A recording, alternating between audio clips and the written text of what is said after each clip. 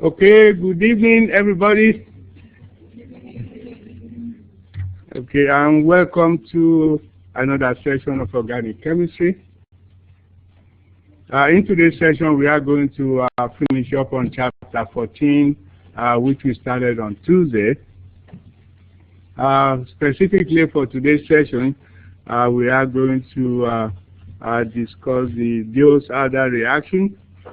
But before we do that, let us go over the quiz problem that you guys have just taken.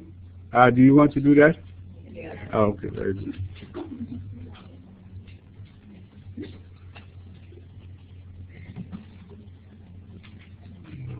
Okay.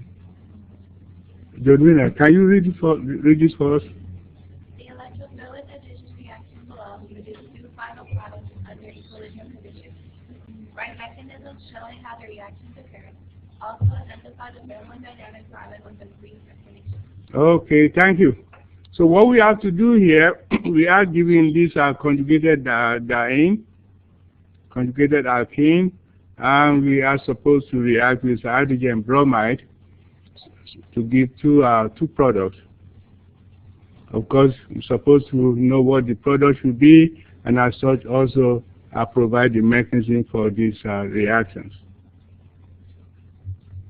Okay, so let us take a look at the mechanism. What do you think is going to happen? What will be the first thing that will happen with these two molecules? The conjugated alkene and the hydrogen bromide. What will happen first? Go ahead. What happens? The pi electron will attack the proton. Okay.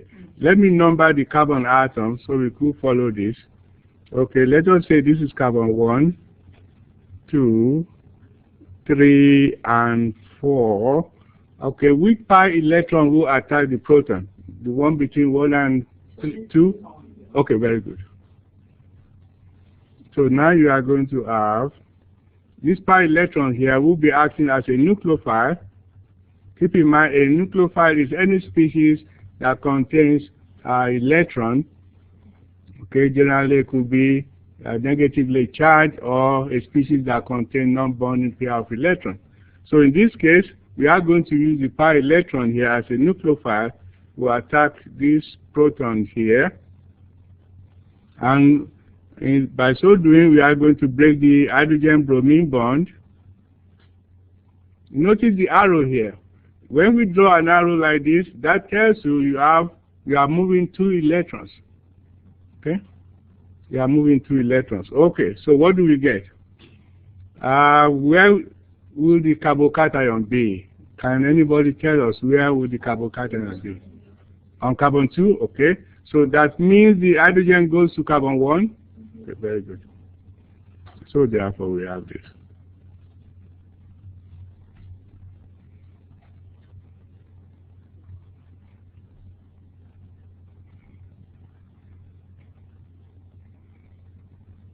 So the carbocation is on carbon number 2. Keep in mind now the hydrogen has added to this carbon here. So now we have a methyl group. Okay. Okay. Now what is going to happen to this carbocation? By the way, this is an allylic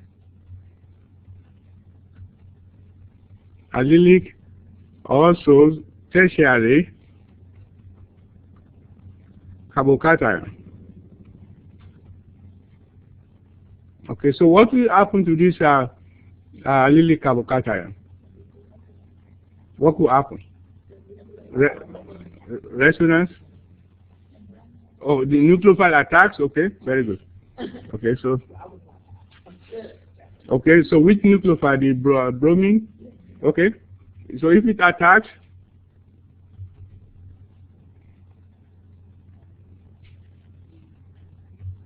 okay, we get this.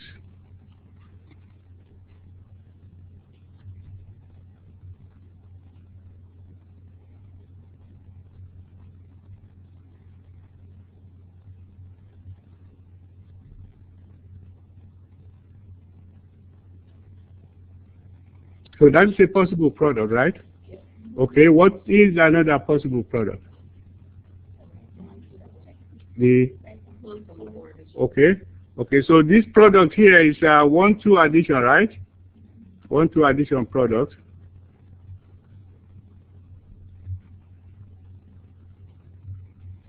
And then you say we could get a 1,4 addition product. How do we get that? What happens first? Draw the resonance, okay? So now at this point we want to draw the resonance structure for this initial carbocation. Okay, let's take this out so it doesn't confuse us. So we are going to move this pi electron to here. Okay, and as such we are going to create the resonance structure.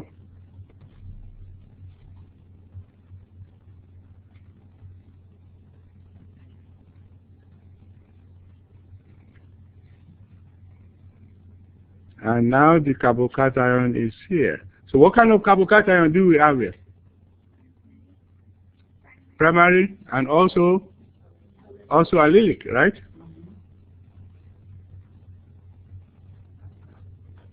Allylic primary.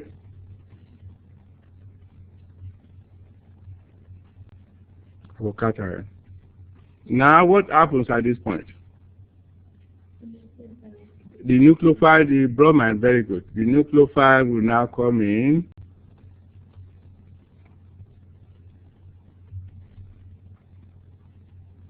And attach this carbocation here. The carbocation, of course, will be acting as your electrophile.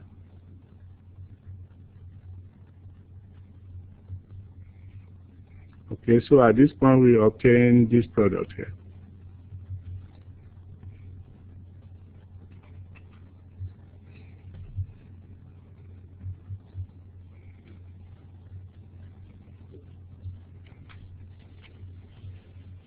Okay, so now we got two products. Let us call this product, let us call this A, and let us call this B.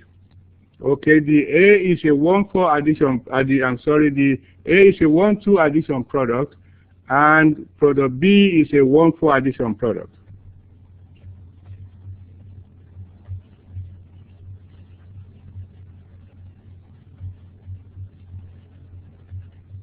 Okay, you say 1,4 because if you look at this, the hydrogen is added to this.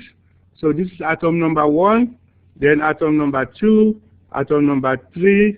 Sorry, I'm missing the carbon here.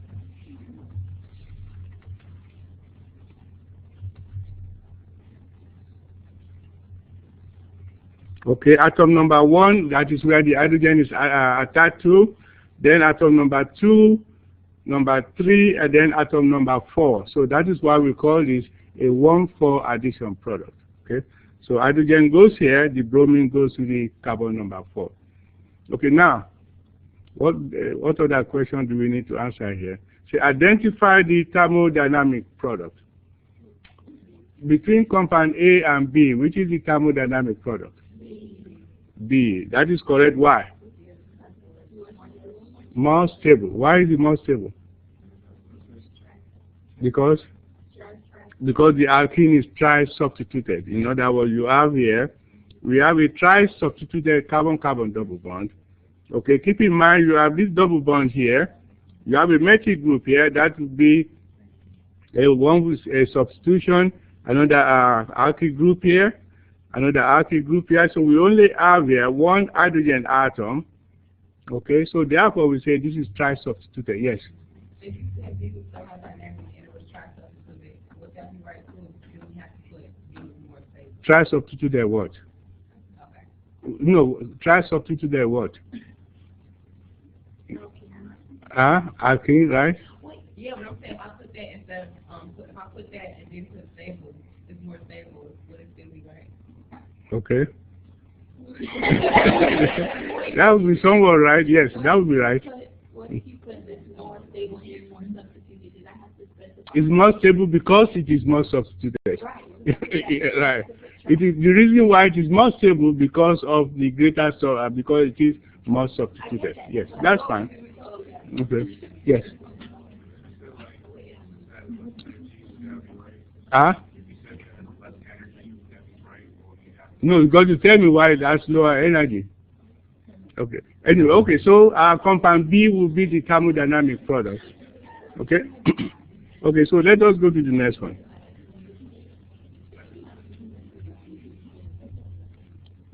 Okay, Sean, can you go ahead and read this for us? One necessary condition for conjugation is that a molecule must possess a continuous chain of atoms, each atom containing one or two key orbitals. Given this information, structure atoms in the following molecules that are involved in conjugation. Also, write a resonance structure for each of the conjugated systems. Okay, very good, and thank you. Okay, so what we have here, we have two molecules.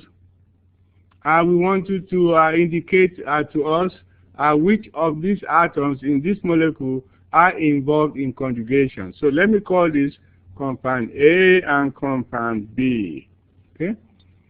Okay. I also want to show you sometime. Notice that this is not an alkene.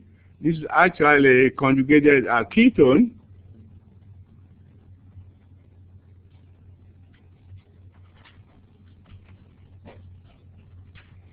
I do want to show you, by using this example here, that conjugation is not limited to alkenes alone. Okay, so in this case, we have a conjugated ketone. So taking a look at this molecule here, let us number this. Let's say 1, atom 2, atom 3, 4, 5, 6, and oxygen, we call that atom 7. Okay, which atoms here will be involved in conjugation? 1, 2, 3, and 7. Very good. Very good. Another atoms 1, 2, 3, and 7 will be involved in conjugation. Okay. Why not atom 6? Why not this here? It's sp3 hybridized. In other words, it does not contain a p orbital. Okay, very good. No p orbital there. Okay, so in this case here, the atoms that are involved in conjugation is this here, this, and the oxygen. Okay. Now let us write a resonance structure that involves the conjugated system in this molecule. Let us write a resonance structure. Okay. What I want to do, I want to write a resonance structure that involves all of the 4 atoms. Okay, but I'll do one step at a time. I mean, I could do it in one step, but I don't want to confuse you. So let us do one step at a time. Okay. What I'll do here, I'm going to move this pi electron, these 2 electrons here, I will move it to here. Okay. And then what do I get? I get the resonance structure. Keep in mind, resonance, all you are doing is simply moving electrons, either pi electrons or non-bonding pair of electrons. So we get this.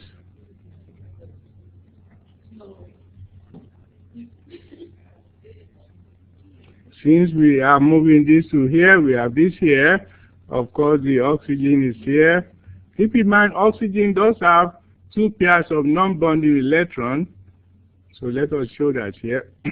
And then what happens to this carbon here? Carbon number 1. What happens to it? It has a formal charge of +1 because we moved the electron away from it. Okay. Now we draw another resonance structure. Okay. What I want to do again, just to move this non-bonding pair of electrons here.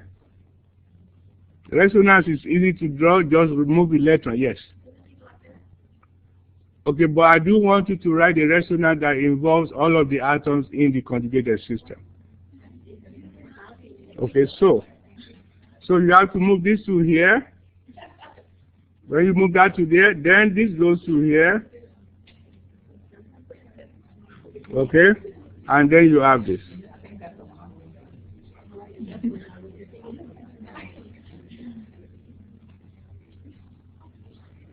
I will give you some partial credit if you just stop right here.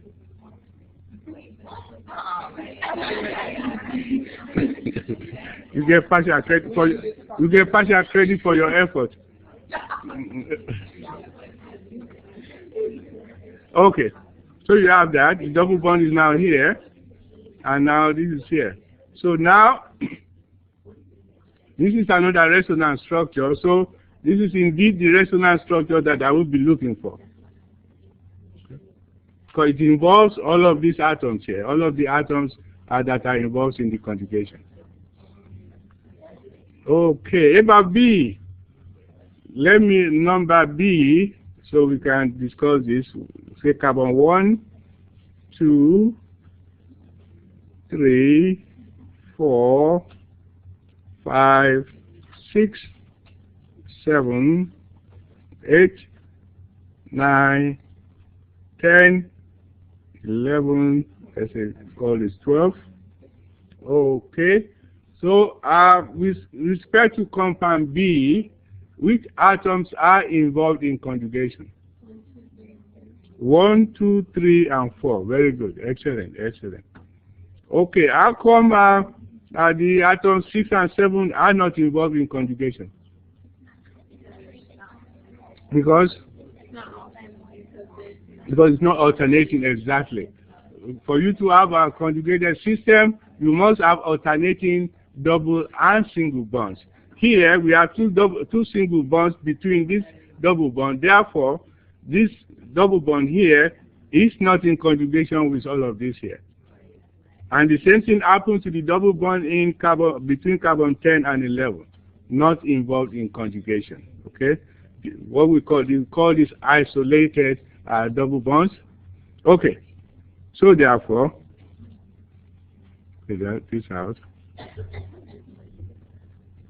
You guys say it's atoms 1, 2, 3, and 4, which is this here, this here, this here, and this here. Now let us write the resonance for this. Okay, let us write resonance for this. Okay, to save us some time, let me simply just go ahead and write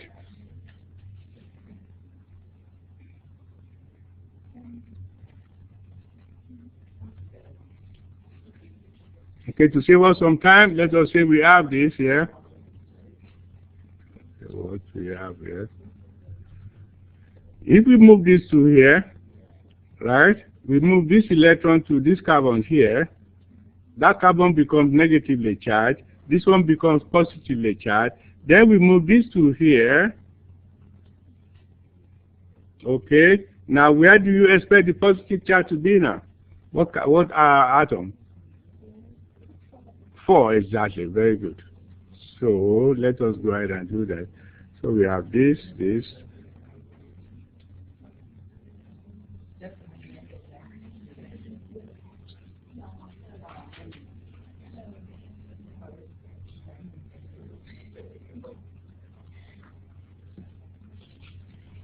Okay, so that's atom 4.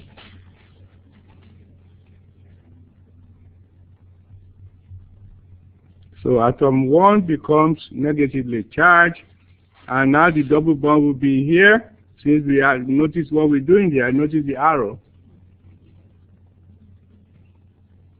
And this atom 4 will now be positively charged. So this will be an acceptable resonance structure, yes.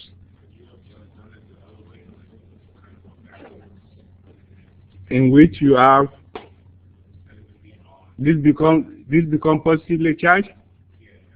Yeah, you could do that. Yeah. Okay. But the reason why I did this, if ordinarily, if you are going to add a proton to this, where do you expect the proton to go? You expect the proton to go to this carbon here because of Markovnikov addition, and that is where the negatively charged carbon will be. Okay, so that's why I use this here. But if you did what you are suggesting, that would be fine. Okay, so now we have gone through the 2 problem sets for this for your quiz, and we are going to be having at least 1 quiz every week, very short quiz, just to test whether you guys are keeping up with the material. Okay, so at this point, let us now, yes.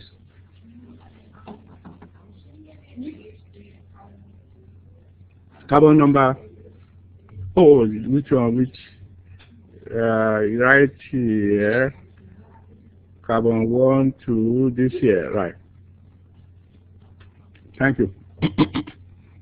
Okay, so let us now finish up on our discussion on chapter 14.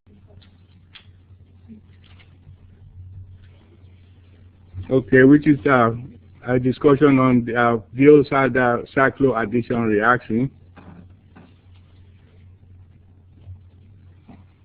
So the Diels Alder reaction is a very, very simple reaction, and yet a very significant reaction indeed.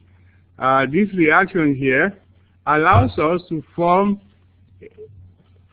a cyclic molecule, a 6-member cyclic molecule, in other words, cyclohexane derivatives.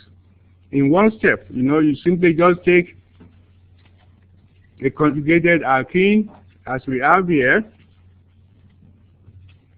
Take this conjugated alkene, and you take a carbon-carbon double bond. Okay, you apply heat. Subsequently, I will be using this symbol for heat. And then you simply get your reactions. You have, at this point, we are forming 2 new carbon-carbon bonds at the same time. Notice here, the Diels Alder reaction always gives you a 6-member ring. Always gives you a 6-member ring. You also notice here, in the Diels Alder reaction, the 6-member ring that you obtain, you now have a 1 double bond instead of your original 3 double bonds. You have 1, 2, and 3. So now you have 1 double bond, and that new double bond that you have created will be in the same place where the single bond separating the double bond was. Okay? So you could almost look at this as if you are joining this carbon to this carbon, and this carbon to this carbon, and at the same time you are simply moving this double bond to here. Okay?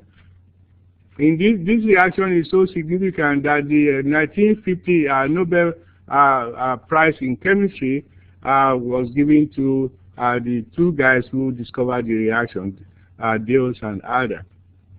Now, one significant information about this reaction, if you take a look at this,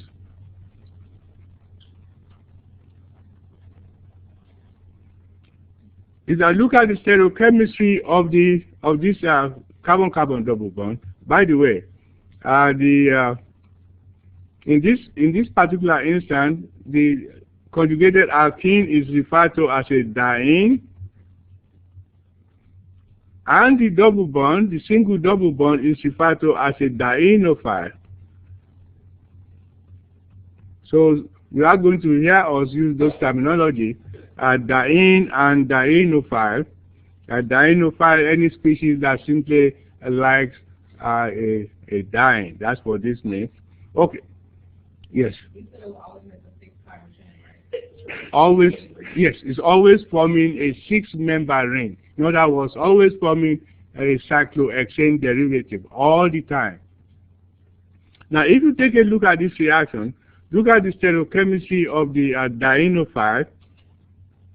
Okay, this ester group right here and this methyl group, they are cis to each other, and that cis stereochemistry is preserved in the product. Notice they are also cis to each other.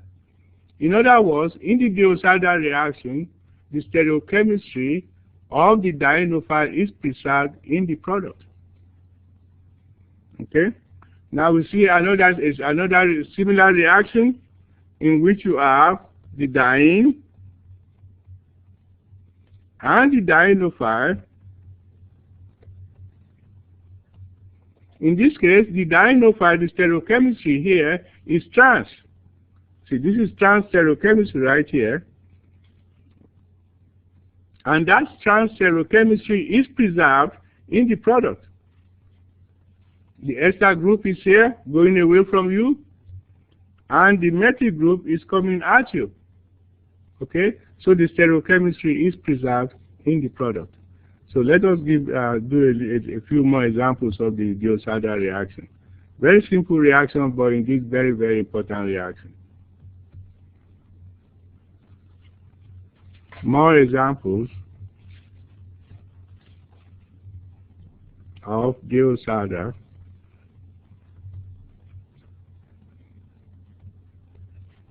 reaction. By the way, we need to keep track of time here. Okay.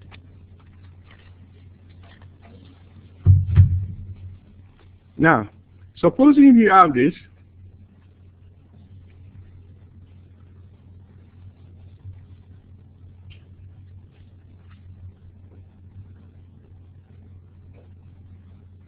and I have this. And I have, this is our diene, and I have this dienophile here. You will notice that for the most part, the dienophile that we use, you will find the carbon-carbon double bond will be attached to some electron withdrawing group, like a carbonyl group, for example.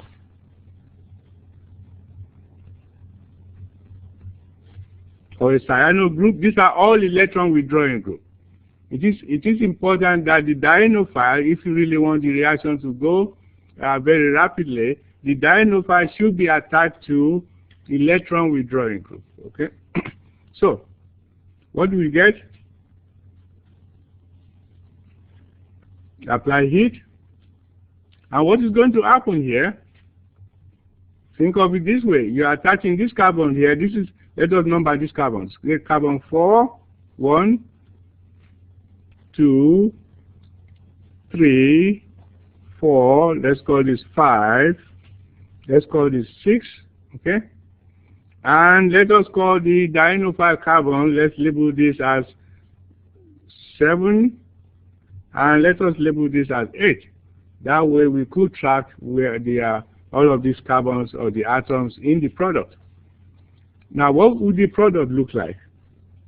Think of it this way. We are attaching this here. Carbon 1 is being attached to carbon 7, and carbon 4 is being attached to carbon 8. Okay, so what do we get? We get this.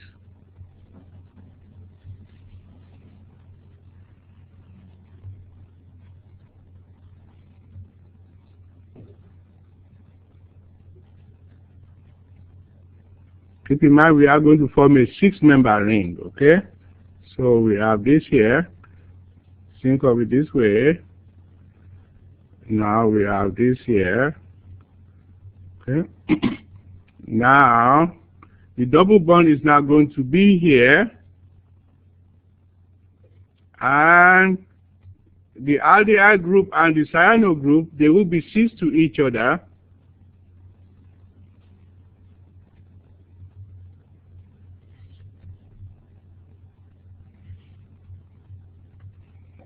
Okay? They will be cis to each other. Now let us now number this to see where all of the atoms are. This is carbon 1, carbon 2, carbon 3, carbon 4.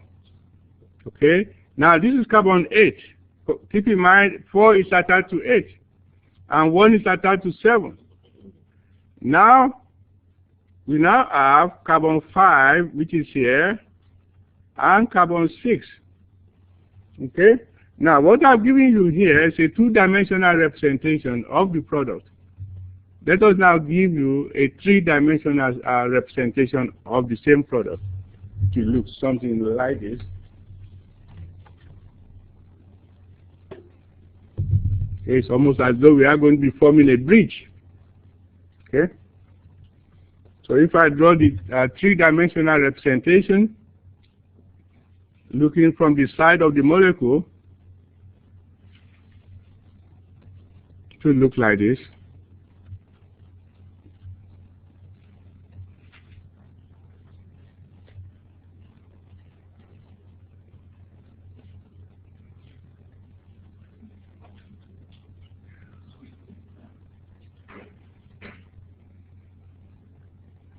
Okay. The double bond is here. And now we have this here. Hydrogen is here. The other hydrogen is here. And now the aldehyde group is here. And the cyano group is here. Okay? Let us number the carbons again. Okay, so this will be our carbon 1. Okay, carbon 2. Carbon 3. 4. Okay, and this will be 8. And this will be our carbon 7. Right here will be your carbon 5 and carbon 6. It's almost as though we are making a bridge. Okay? At this point, you are looking at this molecule from the side. That's what you have here in the three-dimensional structure. Okay, the two-dimensional structure I gave you earlier, you're looking from here. Okay? Okay, so any one of these structures that you feel comfortable with will be fine with me. But I would prefer the three-dimensional structure. Yes. Can you explain why the double bond becomes 2 and 3 again? Okay. To explain, okay. What happens in the Diels Alder reactions, let me go to a new page. In the Diels Alder reaction, if you have this,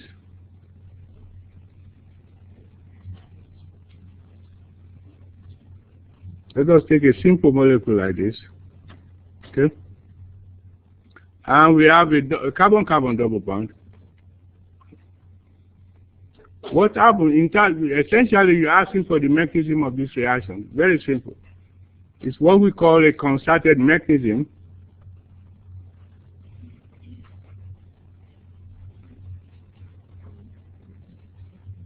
Where everything is happening at the same time. Okay? So this electron, this pi electron here, will be attracted to this carbon here, and that is why we want the dienophile carbon-carbon double bond to have electron withdrawing group. So for the most part, since you have electron withdrawing group here, there is some element of positive character to this carbon. So this pi electron will move to here to form a bond between these. Let us number this again.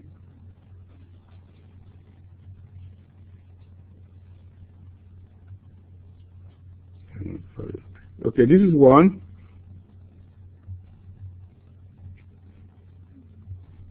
This is 1, 2, 3, and 4. We say this is carbon, let's call this carbon 5 at this point, carbon 6. Okay, what happens? So the pi electron moves to form a bond between carbon 1 and carbon 6 in this case. And at the same time, this pi electron here will move to form a bond between carbon 5 and carbon 4 in this case. And here, when you do that, this pi electron will now move to form a carbon-carbon double bond between 2 and 3. So in essence, if you look at the intermediate for this, you have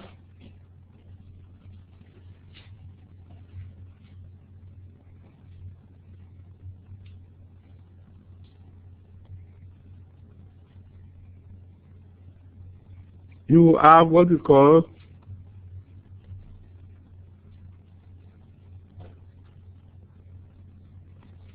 a 6-member intermediate in which everything is happening at the same time. So this is moving here, this is going here, and this bond is just being, we are making this bond. Okay, at the same time, we are making this bond, so these are all new bonds. And then we're also making this. All of those things are happening at the same time. It's that simple. Okay, then the double bond will now come between carbon 2 and 3. Okay?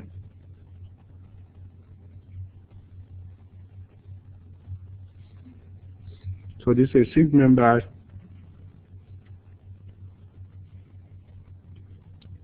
ring transition state. Okay.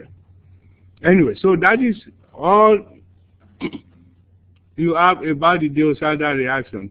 But it could get a little bit more complicated depending on the starting material, or either the diene and the dienophile. Okay, I've given you an example in which we could form what we call the bicyclic molecules, in which we form in bridges. Yes, you have a question?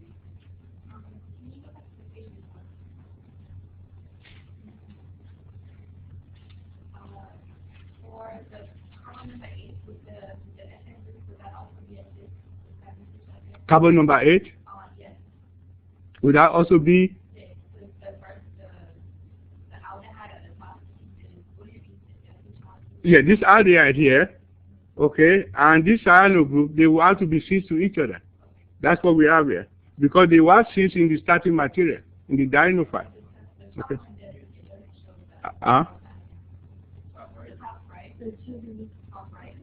This here. The 2D. It doesn't show there. Well, this has. Oh. Thank you.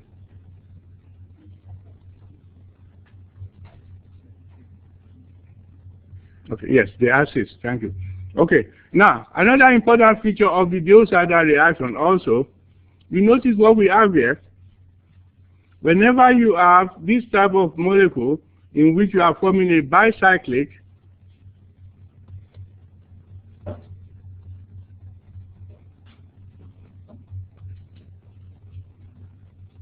we say bicyclic because if you actually look at this product here, we have two ring system in there. So we say this is a bicyclic product.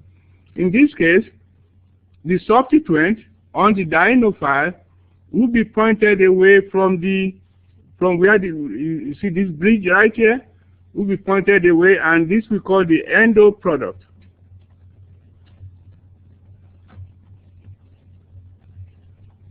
Okay, that will be the endo product where you have this aldehyde group and this cyano group. They are going away from this bridge right here. Therefore, you are always going to form the endo product. Yes. So the entire molecule is bicyclic, but just the ending there, the 7 to 8 is the endo product. No. Yeah, this what we're saying here. Whenever you have the opportunity, when you have a substituent on the dienophile, those two substituents will be directed to the endo position. In other words, they will be going away from this bridge right here. Right, those are considered the endo product. Yes. But the whole thing is considered bicyclic.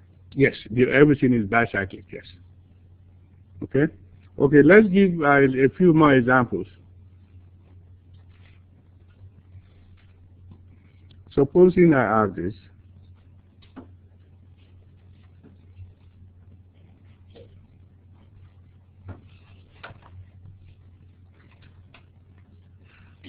Supposing I have that, and here I have this here.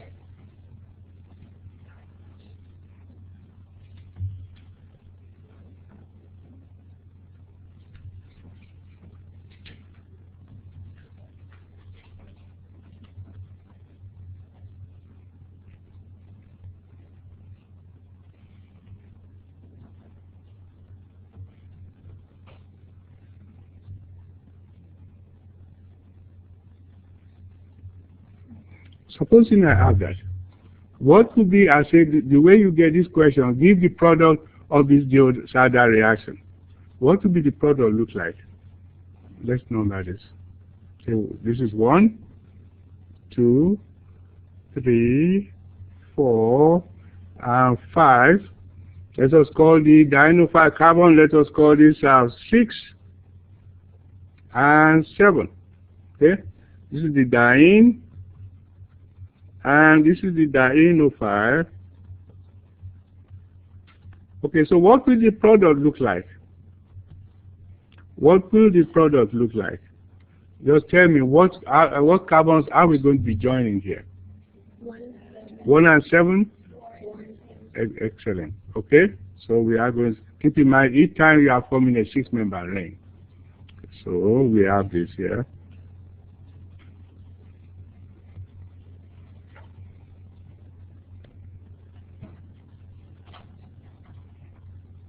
Okay, so now we have a double bond here. Okay, now we are, this is 1, this is 2, this is 3, this will be our 5, our 6, and this is our 7. That's what you said. Okay, then the rest of the molecule will be here.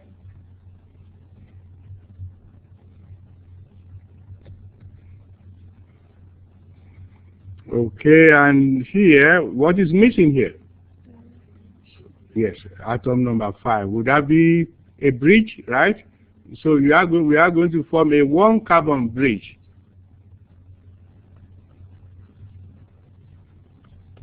Okay, so that will be right here. Okay, and that is carbon number 5. You see that? Okay, now if you want to write the 3-dimensional representation of this product here, what will it look like? Yes. Oh, this is 4 right here. 4 is attached to, keep in mind 4 is attached to 6. This is 4. Okay. Okay, so if you want to draw the 3-dimensional representation of this molecule, what does it look like?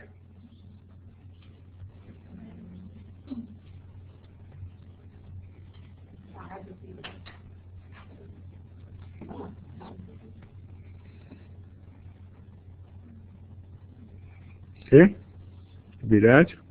In which case now the double bond is here. Now, keep in mind we say we are always going to form the endo product. So the hydrogen will be coming at you. The hydrogen that is here. And this hydrogen is coming at you. And now the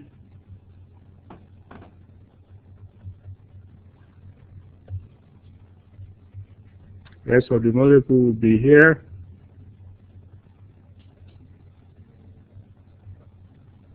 Okay. And that will be the product of that reaction. Now, supposing we have this. Everybody got that?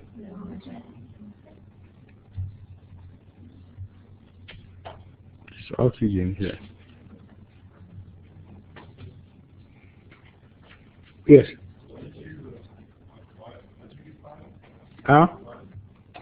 Say that again. I can hear you. Say that again. Oh, how do I get carbon 5? Carbon 5, don't forget that carbon 5 is here. Okay, what did we do? We joined 4 to 6. Okay, let me go ahead and number this.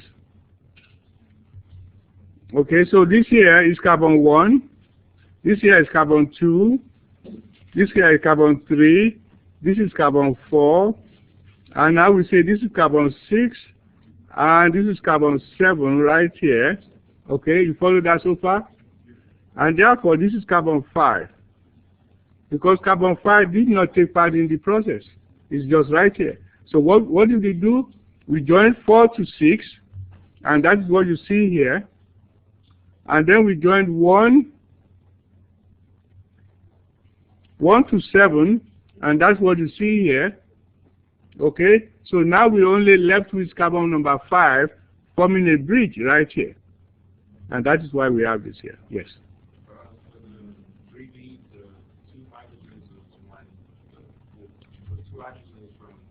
The 2 hydrogens are coming almost like, coming on top of the ring system towards the bridge. And then this other group here, they're going away from the bridge. Okay, and this is what we call the endo product. This is the endo position. This will be what we call the endo position. The opposite of endo will be exo. In other words, if they work, for example, these 2 hydrogen are in the exo position. Okay. Okay. Yes. Okay, so the DNO file always going to connect to number 1 and 3 different. It's connecting up which one? Always going to connect to one. Always going to connect 1 and 4. No. The carbons, so they always connect to carbon 1 and number 4. No, no. This is okay. If this is carbon 1, we are connecting to this carbon 7, right? Okay, so that is always what you are going to get. The connection will be you are connecting carbon 1 to the carbon of the dienophile and carbon 4 to the other carbon of the dienophile. Okay, so the carbons were the double bond. Yes. Okay. So in other words, this carbon here will be connected to this dienophile carbon here, and then carbon number 4 must necessarily be connected to the other carbon. That is how you form your 6-member ring. Okay? Okay. And then in the meantime, during the process, the double bond will be shifted to where you had the original single bond. Okay? Okay. Now, supposing I give you this. Supposing I give you this molecule here.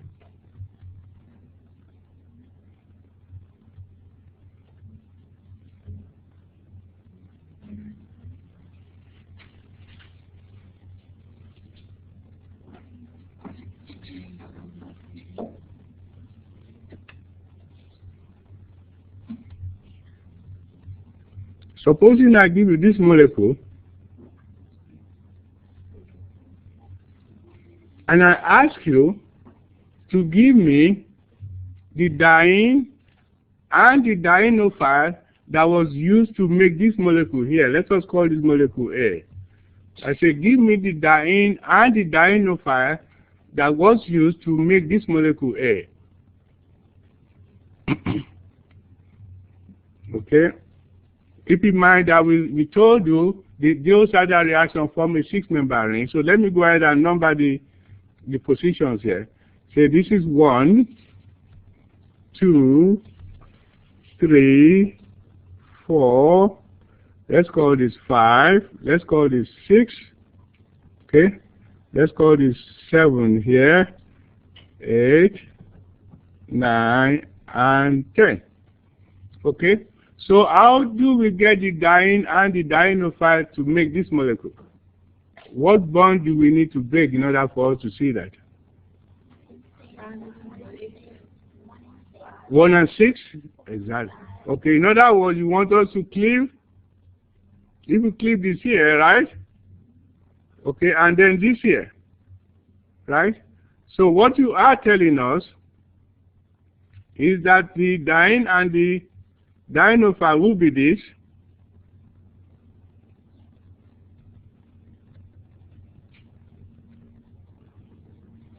Okay, that will be your diene. Okay, and then the dienophile will be. So that is another way we could ask you this question. We'll give you the molecule. We say, give us the diene and the dienophile that was used to make this molecule.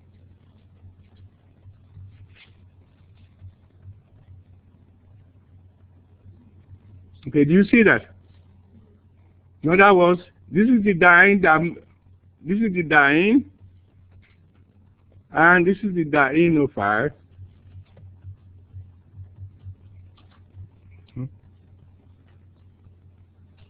Okay, so I think you follow that. So I think we've done enough about the Diels Alder reaction. Let us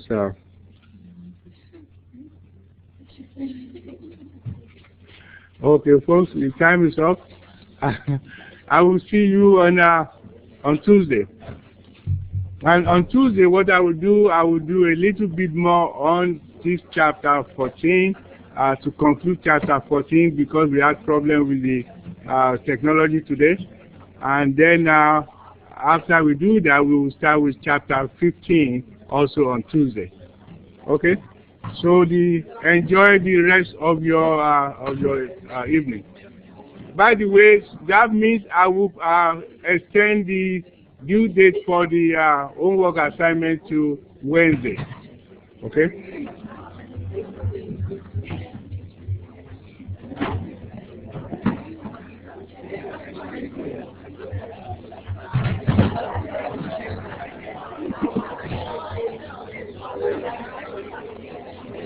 You posted on now. Yeah. Did you what?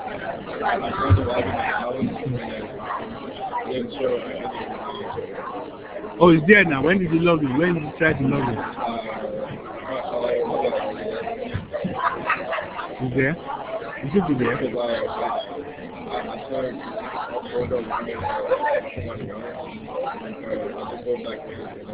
Are you sure you're logging into my class? Well, it should be organic. You should see, do you see my name? When you log in, it was my name. Are you already 142? Spring 2014. Yeah, check again because I posted it already. Okay. Huh? Well, I will make it due on Wednesday since we did not finish this chapter 14 today. Okay.